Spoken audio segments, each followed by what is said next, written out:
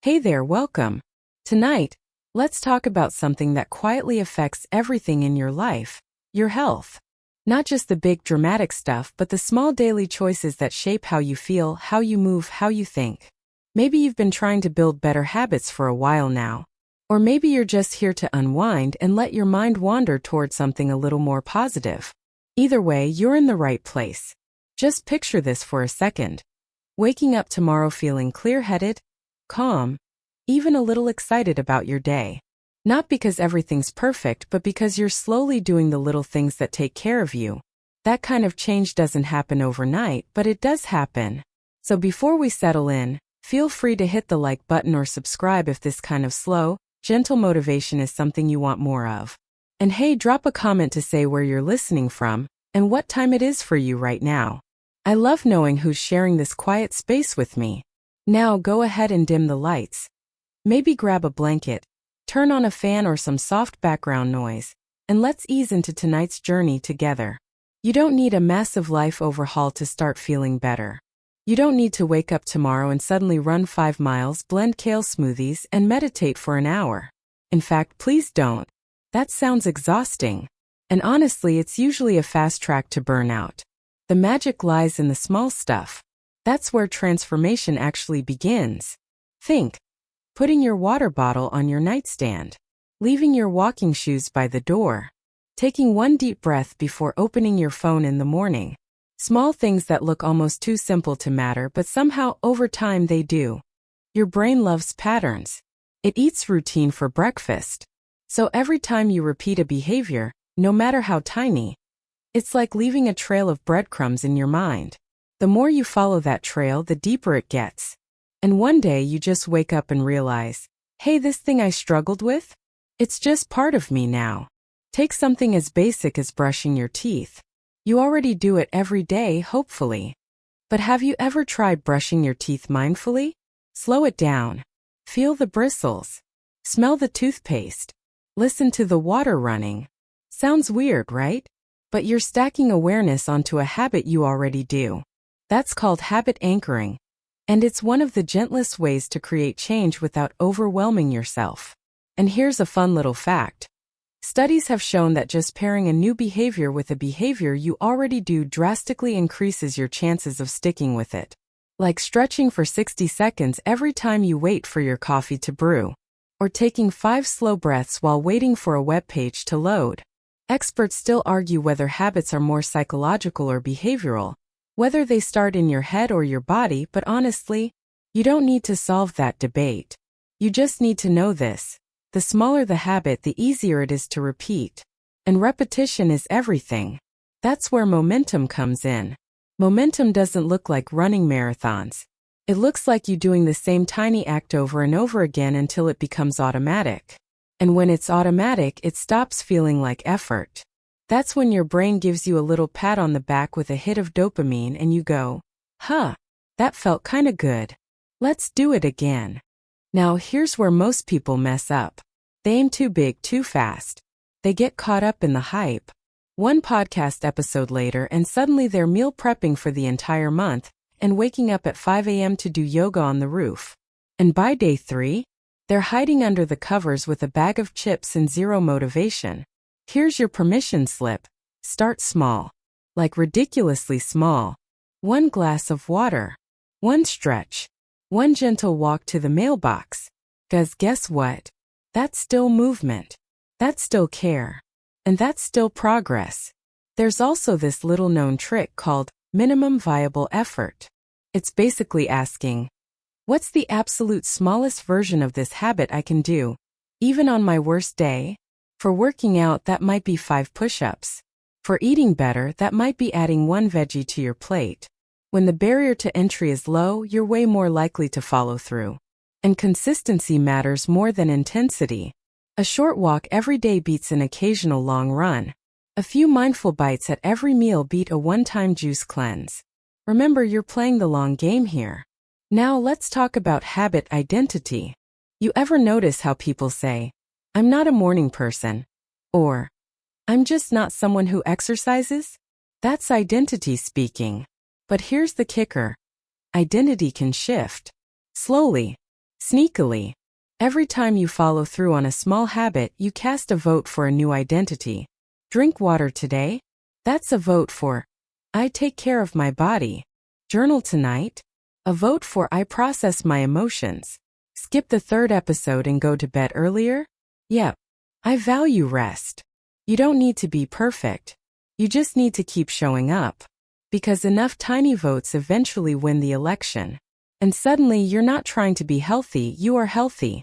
There's even something called the fresh start effect.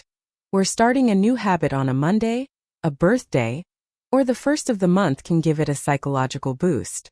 But don't let that stop you from starting on a random Wednesday night while half asleep, listening to this very video. Sometimes the most powerful moment to begin is now. So tonight, if you do nothing else, maybe just decide what your first tiny habit could be. Not a to-do list. Just one micro step. A breadcrumb. That's it. And then tomorrow you take it again. So you've got your tiny habit in mind. Maybe it's a glass of water first thing in the morning, or a stretch before you crawl into bed. Now what? Well, let's talk about the part that people tend to skip over when building healthy habits. Setting goals that don't suck. Because if your goals feel like punishment, you're way less likely to stick with them. If they feel rigid, exhausting, or totally unrealistic, your brain is going to rebel like a grumpy cat wearing a sweater. You'll avoid them, resent them, and eventually quit. So let's rethink what it means to set a goal. Instead of saying, I want to lose 20 pounds, what if your goal was, I want to feel lighter in my body, or I want to be able to play with my kids without getting winded? These are what I call soft goals. They focus on how you want to feel, not just what you want to measure. And here's the kicker. Soft goals are usually more powerful. They don't carry the same pressure. They give you room to be human. Now don't get me wrong, specific goals still have their place. Smart goals, specific, measurable, achievable, relevant, time-bound can be helpful. But only if they're built on a foundation of kindness. Because if your goal sounds like a drill sergeant shouting orders, you're not going to want to listen. And frankly, neither is your nervous system. So here's a trick that works almost every time. Make your goals laughably small. Want to journal every night? Tell yourself, I'm just going to write one sentence. Want to work out? I'll do 5 jumping jacks and see how I feel. 9 times out of 10 you'll end up doing more, but even if you don't, you still won. Why? Because you showed up. There's this fascinating thing researchers call the success spiral. The idea is simple. Success breeds motivation, not the other way around. You do a tiny thing, you feel good, and that good feeling makes you want to do more. It's like giving your brain a little high five. And here's a fringe tidbit you probably haven't heard before. Some behavioral coaches now recommend setting what they call failure goals. That's right, goals you can fail at on purpose. Like setting a goal to go to the gym and just sit there for 5 minutes without working out. Why? Because it takes the pressure off. It reframes success as simply showing up, which is often the hardest part. Experts still argue whether motivation should come before action, or whether action creates motivation, but most agree on one thing. If a goal feels safe and achievable, you're far more likely to follow through. Let's try a little exercise here. Imagine a goal you've had in the past that didn't stick. Maybe it was a new diet or a fancy planner or trying to meditate every morning. Now think back, was it too big? Too complicated? Too far from your current reality? We tend to assume that if we don't follow through, it's because we're lazy or broken or just not disciplined. But more often, the problem was the design of the goal, not you. You weren't the issue. The structure was. So instead of shaming yourself, try this instead. Ask, how can I make this easier? More fun. More me. Let's say you want to eat healthier. A strict meal plan might sound like a good idea. Until life happens and suddenly there's no time to prep, and you're eating cereal over the sink. But what if your goal was just add 1 veggie a day? That's it. Broccoli in your pasta counts. Carrot sticks in your bag count. Even dipping raw bell peppers in hummus while watching Netflix? Counts. You're still moving in the right direction, but now it feels doable. Here's another tip. Use what's already working for you. We talked earlier about anchoring habits to existing routines, but you can also anchor your goals to your personality. If you're someone who loves color coding and lists, great, build a visual tracker. If you're more of a go-with-the-flow type, try voice memos. Talk to yourself like a future friend. And don't be afraid to get playful. One of my favorite tricks is to turn goals into games. Like the sock goal. Every time you toss a pair of socks in the laundry, you take 10 deep breaths. Or the dish dance. While washing dishes, you stretch your calves. These may sound silly, but they lower resistance. And that's the real goal. Because here's the thing. When your goals are gentle and realistic, you stop resisting them. And when you stop resisting, you start repeating. That's the heartbeat of habit building. Not force, but flow. So if there's one thing you take away tonight, let it be this. A good goal is not one that impresses other people. It's one that feels kind to your current self and moves you a little closer to your future self. There's no trophy for doing things the hardest way, but there is joy, real daily joy, in setting yourself up to win small again and again. And the best part? Those small wins stack. Quietly, patiently, powerfully, until one day, without even realizing it, you've become the kind of person you used to think only existed in YouTube videos. And that person, yeah, they started with laughably small goals too. So you've got a tiny habit in motion. You've set a goal that doesn't feel like punishment. Now the question is, how do you actually start your day in a way that makes sticking with these things feel natural? Let's talk about mornings. I know, for some people, just hearing the word morning is enough to make them pull the covers back over their head. But stick with me for a second, because your morning doesn't have to be some cold, hyperproductive rise and grind boot camp. It can be soft, even cozy. In fact, it should be. The way you begin your day sets the emotional tone for everything that follows. You wake up late, check your phone, scroll the news, spill your coffee, and boom, your nervous system is already overwhelmed before your brain's even fully online. But imagine this instead. Waking up, taking one deep breath, stretching slowly, and maybe lighting a candle while your tea steeps. That's not productive. That's protective. Mainstream health experts have said for years that a consistent morning routine improves focus, mood, and energy levels throughout the day. But what they don't always tell you is this. You don't need a perfect morning routine to feel better. You just need a few reliable cues, little rituals your body and brain can count on. And no, it doesn't have to start at 5 a.m. You're not auditioning for a motivational montage. Your version might start at 9:17 a.m. with dry shampoo and yesterday's hoodie. That's fine. In fact, that's real life. What matters most is how you start, not when. Now let's break down a few building blocks of a feel-good morning routine, starting with something really simple. Light. Natural light first thing in the morning helps regulate your circadian rhythm, the internal clock that affects everything from your energy to your digestion. Just opening a curtain or stepping onto the porch for a couple of minutes can make a huge difference. But here's a fun, slightly odd tip. Red or orange light bulbs. Some people use warm-toned lighting in the morning to mimic sunrise and avoid the jarring brightness of overhead lights. It's a soft way to ease into wakefulness, especially in the colder months when mornings are darker. Experts still argue whether it's better to move your body immediately after waking up or wait until later. But almost all agree that some form of gentle movement in the morning helps boost dopamine and reduce stress hormones. That could mean yoga, yes, but it could also mean swaying while you brush your teeth, or rolling your shoulders while your oatmeal cooks. And speaking of breakfast, you don't have to eat a full spread of eggs, berries, and Greek yogurt to have a healthy morning. You just need something that doesn't spike and crash your blood sugar. Think fiber, protein, and a little fat. A banana with almond butter. Leftover veggies and rice. Even a slice of whole grain toast with a fried egg will do the trick. But here's the part people don't always talk about. Your morning routine doesn't have to be productive. Can be peaceful. Can be slow. It can include reading a few pages of a book, listening to lo-fi music, or just staring out the window. Stillness counts. There's even a quirky little practice called morning pages. Basically, you handwrite whatever comes to mind for 3 pages. No filter, no structure. Some people swear by it as a mental reset button. It clears the mental cobwebs, offloads stress, and sometimes reveals surprising patterns in your thinking. You could also try what I call micro-intentions. That's when you take 10 seconds to name how you want to feel that day. Not what you want to do, what you want to feel. I want to feel light. I want to feel grounded. I want to feel open to change. Then you make one small choice that supports that feeling.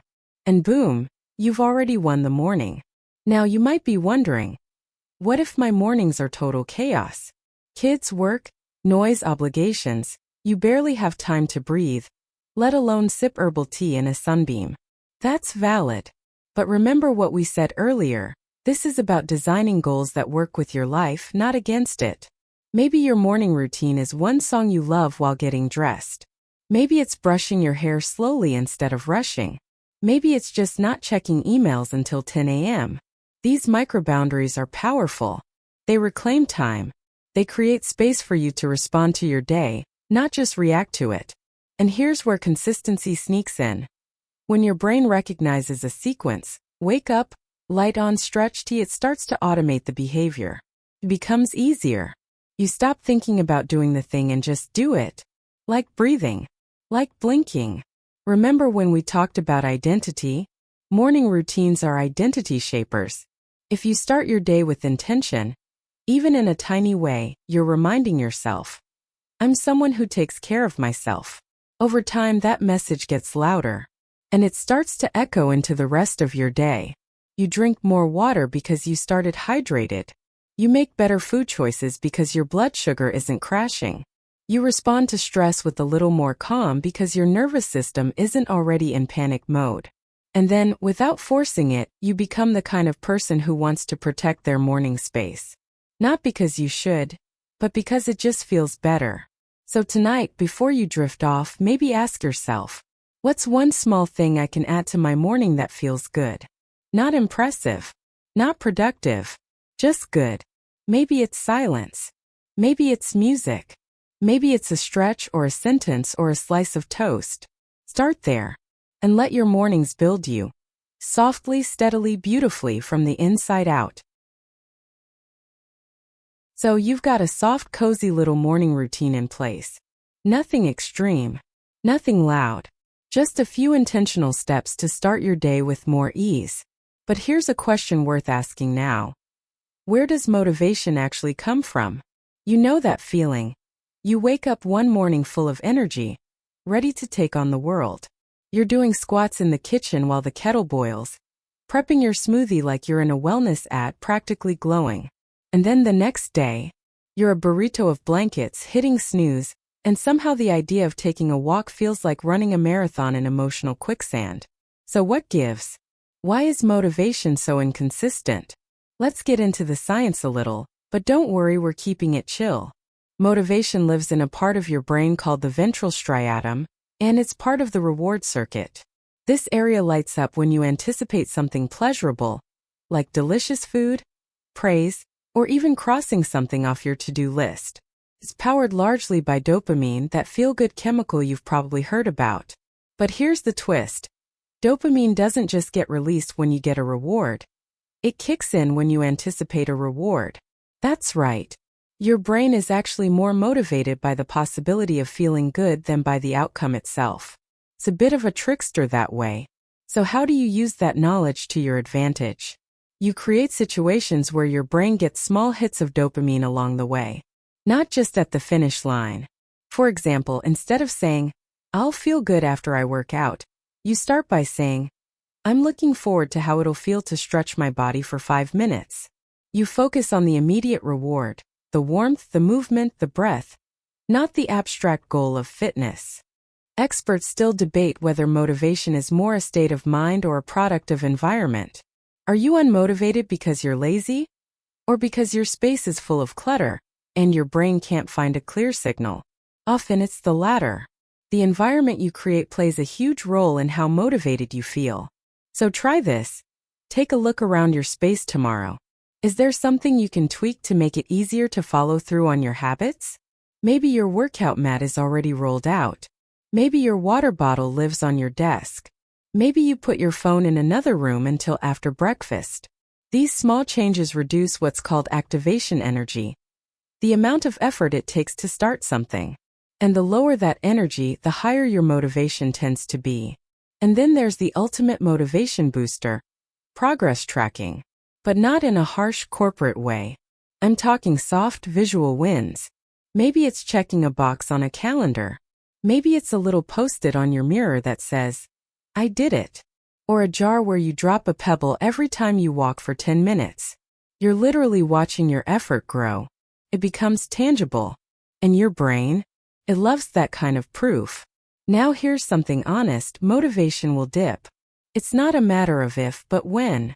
Even professional athletes, wellness coaches, and those green juice people on Instagram have days when they don't want to do anything. And guess what? That's completely normal. So instead of relying on motivation to be your fuel every day, think of it like a spark. It helps get the fire going. But what keeps the fire burning? Systems, routines, visual cues, built-in rewards, things that don't rely on you feeling like it. This is why we build habits that are small and kind. Because on days when motivation is hiding under a rock somewhere, those habits are light enough to carry anyway. You also don't have to feel 100% motivated to act. In fact, you only need a sliver, just enough energy to start. Often, just starting creates momentum. You put on your shoes to go for a walk, and suddenly your body's moving before your brain has time to argue. You open your journal and suddenly the words flow. You stand up to stretch and realize, this actually feels kinda nice. That's not motivation. That's motion. So tonight, if you're lying there thinking, I wish I had more motivation, try flipping the script. Ask yourself, what's one tiny action I can take that might create motivation? Not wait for it. Create it. Maybe it's laying out your clothes for tomorrow. Maybe it's filling up a water bottle and putting it by your bed. Maybe it's writing down just one word that describes how you want to feel when you wake up. Those little actions? They're sparks. And before you know it, you're not just chasing motivation, you're generating it.